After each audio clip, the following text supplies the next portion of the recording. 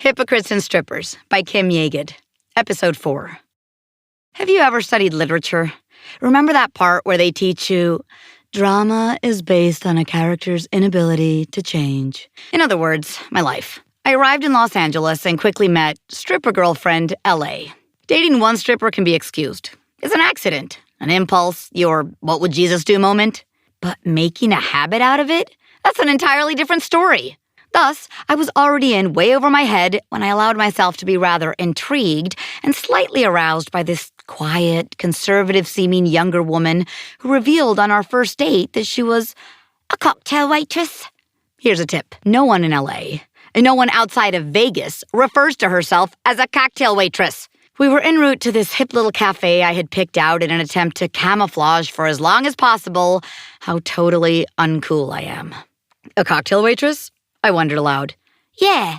When I asked where, she broke down and told me, Cheetahs, and quickly confessed, oh, yeah, and I dance sometimes too. Is that a problem? Nope, no problem. I say I was in over my head when I met stripper girlfriend L.A. because there's a vast difference between the stripping I'd experienced and dancing in L.A. The difference manifested itself almost immediately. Whereas Elizabeth referred to her benefactors as customers, Melissa called them motherfuckers. Point number 2 is the aforementioned lap dance. I never dated a lap dancing stripper before. 3, the stripper I dated did actually dance. Yes, there were acrobatics and stupid human tricks involved. But there was enough hip shaking and club-like gyrating to perhaps rationalize the term dancer. In Los Angeles, it seems to me that what they're doing would be better termed leg spreading, ass jiggling, and point number 4, titty flashing. They're topless in those bars. That came as news to me, the seasoned stripper dater I thought myself to be. Which brings me to the most significant difference between stripper varieties. Elizabeth had a sex drive to kill, whereas Melissa had a sex drive that'll drive you to kill yourself. I know, the prevailing societal notion is strippers are easy. They get on stage, feign fucking, feign touching, feign fantasizing about you, and they may be easy. But here's the thing, they're not. I mean, come on, they're still women. And when you finally do get a stripper into bed, that's another story. Because there are the big dildo strippers, and then there are the other strippers. The thing about the other strippers is you can't touch them. I don't know if it's a flashback to the 3-foot rule or what. She'll be writhing around in bed, legs spread with her favorite vibrator. You'll put your hand on her thigh, and she'll turn on you like a rabid pit bull. What do you think you're doing? And you babble, well, I don't know. I just thought I'd like to touch you. And she's like, I can do it. And you're thinking, I know you can, but I was hoping maybe I could get up to bat. In the meantime, she's moaning away. I think they're just so used to writhing around alone on stage, pretending to touch themselves, they forget what to do when another player enters the game. What are you talking about? She snaps at me. You know I hate sports. Melissa does, however, like to give me the play-by-play of her auditions. At this one hellhole called Pleasures, auditions are Tuesdays at 6, which of course means 7:30. But you don't know that until you've arrived 15 minutes early because this is a new bar and you want to be on time, make a good impression. So, you try to take the news you have to wait in stride. You live 30 miles away and you don't want to deal with traffic again next week if they're not going to hire you. While you wait, you check out the place. Take in the scene. The first thing you notice is not all the dancers take off their tops. So you ask the DJ, what's up with that? It's not a requirement to anything. It's just that the owner likes it. But you have to take it off for the audition. Oh, yeah, and by the way, the cops like it too. This will be an important bit of information weeks later when you learn the bar isn't actually zoned to be topless. So, not only shouldn't they ask you to take off your top, you could get arrested for it. Technically. But the bar owner isn't concerned with technicalities. And if some sort of respectable officer of the peace happened to walk in there, it's your ass on the line, not his. I'm sorry, officer. I had no idea she was going to remove her top.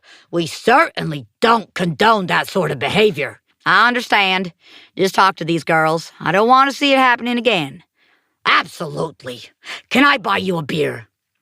Not on the job. Then how about a dance on the house? The officer lifts his trousers an inch. I don't see any harm in that. But all that excitement's yet to come. At the moment, you're in the wings waiting for that special audition to begin, waiting to be called on stage.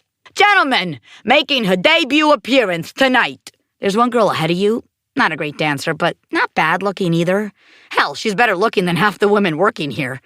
The owner sits at the table in front with what he refers to as his 4 hot bitches. You don't take your eyes off the girl auditioning as you ask the DJ, how do I know if I'm hired? You glance over in the direction of the owner, whose beady eyes seem to answer, if I feel a twitch in my dick. If you get tipped, the DJ explains. See, if the owner likes you, he instructs one of the 4 hot bitches to tip you. I'm not sure if that's because it's too much work for him to lift his fat ass out of his chair, or if it's just because he likes the homoerotic component of a woman tipping another woman. As for the woman auditioning, the song ends before she gets tipped, and she stomps off. The house mother turns to you as you get ready to go up. Don't just dance for him. Dance for everybody. He likes that. If you don't get tipped, just try again next week. The music starts, and as my girl heads for the stage, she's thinking, fuck that.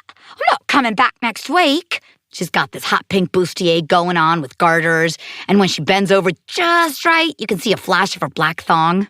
Now, this shit's hard to get your tits out of, believe me, but it's a fantastic audition outfit. And if this asshole doesn't like it, well, fuck him. She gets lucky. The DJ spins Fleetwood Mac's Big Love, practically her signature song. Moving in that tantalizingly slow fashion, she eases onto the stage and sinks into one of those deep splits that make guys grimace in an oddly pleasurable sort of way, then glides to the edge of the stage, looks up, daring to make eye contact with Boss Man for just a second, and works the guys perched at the corner of the stage. They're all smiles as she pays them the attention they came for. They're regulars who know to get there early on Tuesday nights for this extra special piece of entertainment, like the bonus footage on a DVD. She smiles, locking her big blue eyes on them like a homing device. The guy in the business suit hands his friend a 20 to put on stage. Everyone's a bitch in a strip club, and my girlfriend's thinking, I dare the motherfucker not to hire me now. Over at Boss Man's table, the 4 hot bitches start to stir. The owner whispers something to one of the blondes. Who am I kidding? They're all blondes. And she saunters to the stage in that well-rehearsed manner, demonstrating her mastery over those 8-inch stilettos. She looks up at Melissa, or Maxie, or whatever the hell my girlfriend's going by that night, and slips her a bill before sauntering back to her seat. The owner and the 4 hot bitches watch as the final notes of Big Love fade out, and Melissa hurries to put her top back on.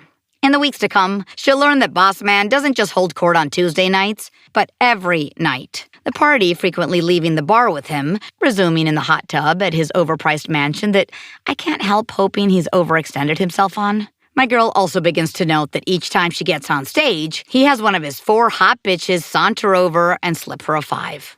An invitation, perhaps? Come sit with me. Be one of my 4 hot bitches. Hell, we'll even change our name to 5 hot bitches for you. Come, be all that you can be. Do you think I should say hi to him? She asks one night. It's probably rude of me not to say thank you. Do what you need to do, I tell her. And for my part, I begin counting the days until first she smiles, then says thank you, then sits down with him, only for a minute, which becomes 5, then 15, then eventually is anointed one of his bitches, hot tubbing at his mansion, its own version of royalty.